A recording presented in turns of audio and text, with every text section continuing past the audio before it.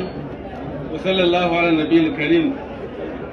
To jama'a musamman al'umma kware sai mu ce muna karawa Allah godiya da kawo mu a wannan bagire a wannan lokaci inda za a kaddamar da wannan asibiti mai gado 50 wadda abokinmu kuma shugaban kuma wakilin secretary general na United Nations zai buɗa a yau don amfanin al'ummarmu.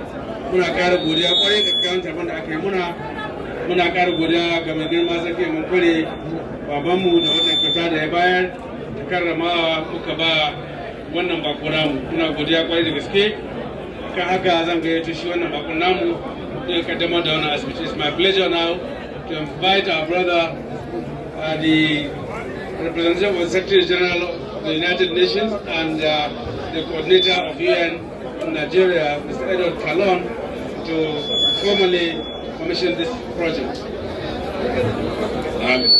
Thank you very much. My brother, the Executive Governor and his deputy, and the people of Sokoto. In the name of the Lord Almighty, I commission this General Hospital for the service of humanity.